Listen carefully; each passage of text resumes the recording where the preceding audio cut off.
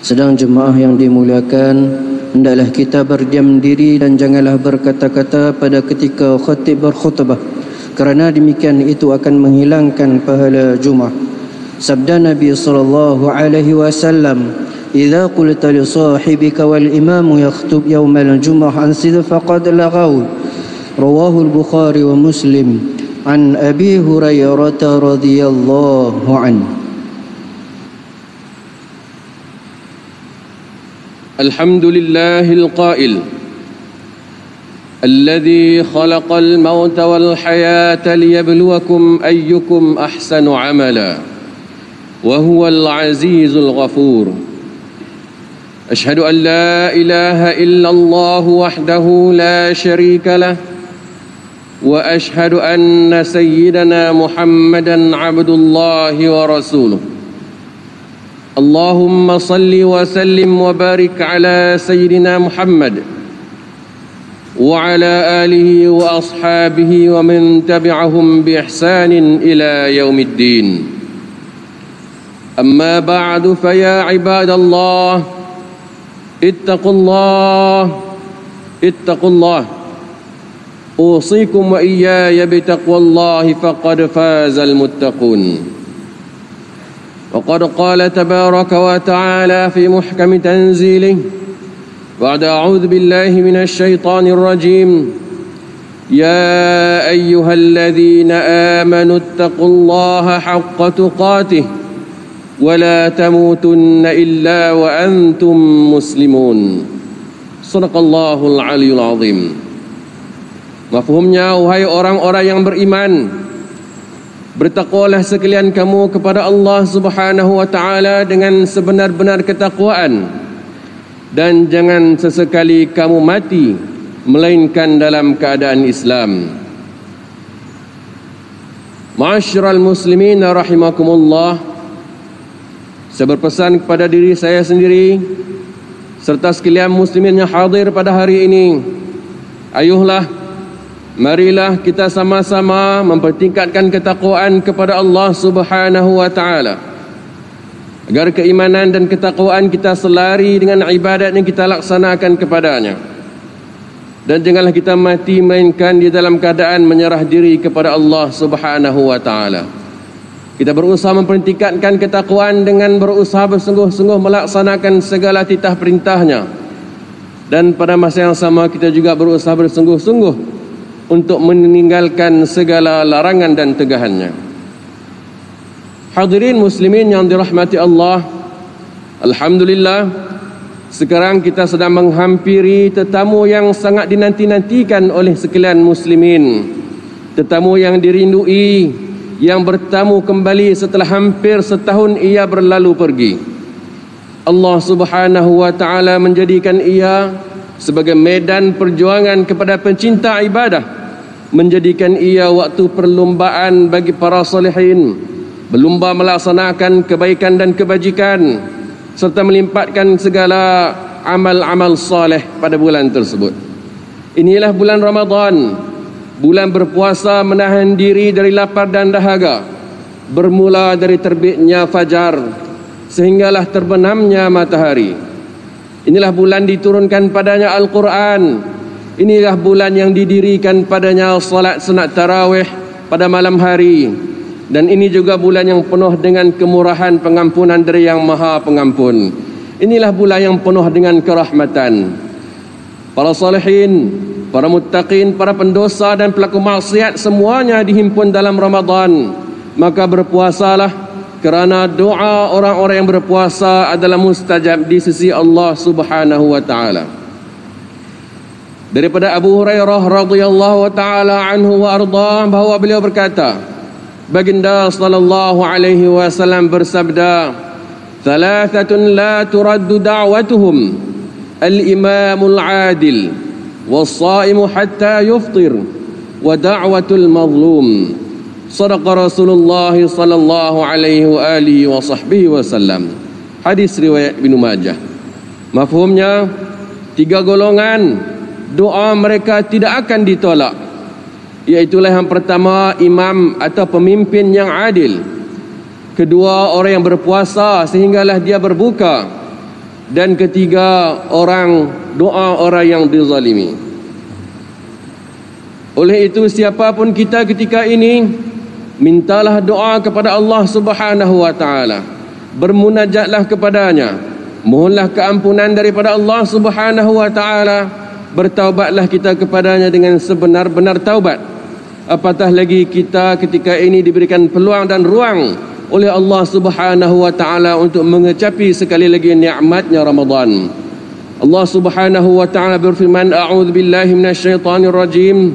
Ya ayyuhalladzina amanu tubu ilallahi taubatan nasuha. Surah At-Tahrim ayat ke-8. Mafhumnya, wahai orang-orang yang beriman, bertaubatlah kamu kepada Allah dengan taubat nasuha. Tuntutan untuk melakukan taubat ini bukan sahaja kepada pelaku maksiat, bahkan kepada mereka yang mentaati Allah juga dituntut bersegera dalam bertaubat. Maka bersegeralah kita bertaubat tanpa berlengah lagi. Apatah lagi kita berada dalam bulan yang juga digelar sebagai maghfirah, bulan maghfirah, yakni bulan keampunan. Amat rugilah bagi mereka yang diberi kesempatan bersama Ramadan tetapi tidak mampu meraih keampunan daripada Allah Subhanahu wa taala.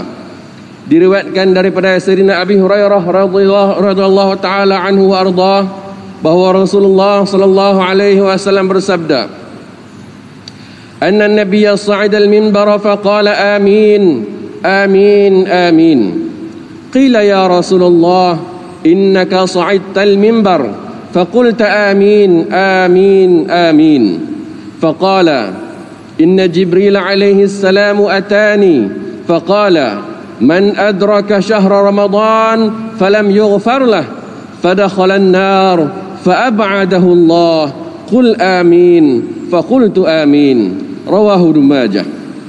Maksudnya, ketika Nabi SAW sedang menaiki mimbar, lalu baginda bersabda amin amin amin sebanyak 3 kali. Lalu baginda ditanya, wahai Rasulullah, ketika mana engkau menaiki mimbar, engkau berkata amin amin amin. Maka Rasulullah SAW bersabda, sesungguhnya Jibril alaihi salam telah datang kepadaku. Lalu dia, yakni Jibril alaihi salam berkata, barang siapa yang bertemu dengan bulan Ramadan tetapi dia tidak diampunkan baginya akan dosa-dosanya, lalu ia dimasukkan ke dalam neraka, maka dia dijauhkan daripada rahmat Allah Subhanahu wa taala. Lalu Jibril berkata kepada baginda, katakanlah wahai Muhammad, amin. Maka aku katakan amin. Sedang jemaah-jemaat yang dirahmati Allah, Ramadan datang membawa bersamanya berita gembira dan perkhabaran yang baik serta belas kasihan dan ihsan daripada Allah Subhanahu wa taala. Di bulan ini juga digandakan pahala kebajikan. Pintu-pintu syurga dibuka seluas-luasnya. Pintu-pintu neraka ditutup rapat. Bahkan iblis juga turut dirantai dan dibelenggu. Justru itu, sesiapa yang mensia-siakan amalan kebaikan dan kebajikan di dalam bulan Ramadan, sesungguhnya dia telah mensia-siakan kesempatan dan peluang keemasan yang dianugerahkan oleh Allah Subhanahu wa taala kepadanya. Janganlah kita menjadi sebagaimana golongan munafik yang merindukan kedatangan Ramadan hanya dengan memikirkan persiapan untuk mengumpulkan keuntungan duniawi dan harta benda semata-mata, sehingga melupakan dan mensia-siakan maksud dan tujuan sebenar kedatangan Ramadan. Orang yang memiliki akal yang cerdas akan merebut peluang ini dengan melaksanakan amalan soleh dan pelbagai kebajikan. Maka ingatlah para muslimin yang dirahmati Allah sekalian, yang akan ditamu oleh bulan Ramadan. Antara perkara kebajikan yang mesti kita lakukan di dalam bulan Ramadan ialah pertama, ikhlaskan diri berpuasa kerana Allah Subhanahu wa taala.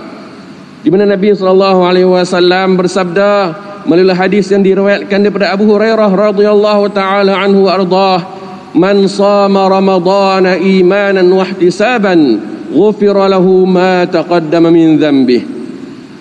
Maksudnya, barang siapa yang berpuasa ia di bulan Ramadan dengan sepenuh keimanan dan pengharapan, maka akan diampunkan dosa-dosanya yang telah lalu. Hadis riwayat Al-Bukhari. Imam Ibn Battal ketika mensyarahkan hadis ini berkata, maksud keimanan adalah membenarkan di dalam hati akan kefarduannya, yakni kefarduan berpuasa di bulan Ramadan, serta ganjaran daripada Allah Subhanahu wa taala ketika ia sedang berpuasa dan berqiyam di malam hari. Adapun yang dimaksudkan dengan pengharapan adalah ia mengharapkan ganjaran pahala yang ditawarkan oleh Allah Subhanahu wa taala, serta ia melakukan ibadah terutamanya puasa hanya semata-mata kerana Allah Subhanahu wa taala. Kedua, kita menghidupkan amalan di malam hari setiap hari Ramadan. Al-Hafiz Ibn Hajar menjelaskan makna ungkapan barang siapa yang menghidupkan Ramadan adalah kita menghidupkan malam-malamnya, malam-malam Ramadan dengan melakukan salat. Selain itu, beliau juga menyebut bahawa Imam Nawawi memberi maksud menghidupkan Ramadan adalah dengan salat sunat tarawih. Ketiga, antara yang kita perlu lakukan dalam Ramadan ialah memperbanyakkan sedekah dan menjadikan baginda sallallahu alaihi wasallam sebagai contoh dan suri tauladan utama kita. Daripada Ibnu Abbas radhiyallahu anhu katanya, Rasulullah sallallahu alaihi wasallam adalah orang yang paling pemurah. Baginda lebih pemurah lagi dalam bulan Ramadan ketika Jibril datang menemui baginda. Dan Jibril menemuinya pada tiap-tiap malam bulan Ramadan untuk bertadarus Al-Quran dengan Rasulullah sallallahu alaihi wasallam. Baginda pada ketika itu lebih pemurah dalam memberi kebaikan berbanding angin yang berhembusan. Hadis riwayat Al-Bukhari. Yang keempat, kita berazam untuk mengkhatam Al-Quran di dalam bulan Ramadan, kerana bulan inilah bulan yang agung yang diturunkan kitab suci Al-Quran padanya.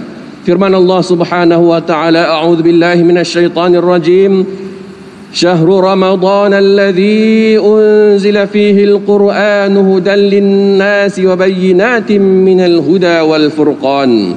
Shadaqallahul aliyyul azim. Maksudnya, masa yang diwajibkan kamu berpuasa itu ialah bulan Ramadan yang padanya diturunkan Al-Quran, menjadi petunjuk bagi sekalian manusia dan menjadi keterangan-keterangan yang menjelaskan petunjuk dan menjelaskan perbezaan antara yang benar dan yang salah. Ma'asyiral muslimin rahimakumullah, mengakhiri khutbah pada hari ini, marilah sama-sama kita mengutamakan keluarga kita pada bulan yang mulia, bulan Ramadan ini, melalui aspek-aspek penerapan kerohanian, nilai-nilai kerohanian. Ajaklah keluarga bersama-sama dalam melaksanakan amal saleh. Pimpinlah tangan mereka, bawalah ke masjid, mendengar nasihat-nasihat agama yang mampu membentuk akhlak dan jati diri. Janganlah dibiarkan anak-anak dan isteri serta ahli keluarga lalai dan leka dengan gadget dan sebagainya, serta lalai dengan hidangan drama-drama dan filem yang menjadi ujian pada bulan yang mulia ini. A'udzu billahi minasyaitonir rajim. Ya ayyuhalladzina amanu kutiba alaikumus siyamu kama kutiba alal ladzina min qablikum la'allakum tattaqun. Surah Al-Baqarah ayat 183. Mafhumnya, wahai orang-orang yang beriman, kamu diwajibkan berpuasa sebagaimana diwajibkan atas orang-orang yang dahulu daripada kamu, supaya kamu bertakwa. Barakallahu li wa lakum fil Qur'anil azim, wa nafa'ani wa iyyakum bima fihi minal ayati wadh-dhikril hakim, wa taqabbala minni wa minkum tilawatahu innahu huwas samiul alim. Aqulu qawli hadha wa astaghfirullahal azim li wa lakum wa li sairil muslimin wal muslimat wal mu'minin wal mu'minat fastaghfiruhu fa ya fawzal mustaghfirin wa ya najatat taibin.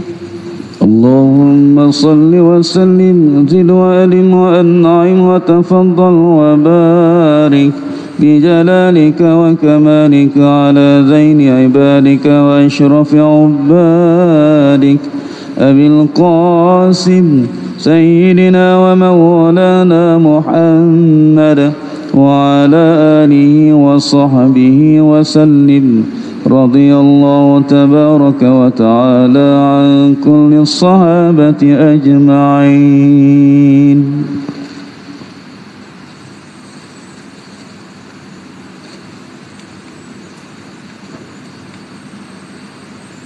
Alhamdulillah hamdan katsiran kama amar, أشهد أن لا إله إلا الله وحده لا شريك له وأشهد أن سيدنا محمدا عبده ورسوله اللهم صل وسلم وبارك على سيدنا محمد المنقذ من الضلالة والجهالة إلى نور الحق والإيمان والهدى وعلى آله وأصحابه الذين هم قدوتنا ولهم الفضل على جميع الأمة إلى يوم القارعة. أما بعد فيا عباد الله اتقوا الله أوصيكم ونفسي بتقوى الله العلي العظيم فاتقوه لعلكم تفلحون. اتقوا الله من سماع اللغو وفضول الخبر وانتهوا عما نهاكم عنه وزجر. فقد قال الله تعالى: أعوذ بالله من الشيطان الرجيم: يا أيها الذين آمنوا اتقوا الله ولتنظر نفس ما قدمت لغد واتقوا الله إن الله خبير بما تعملون.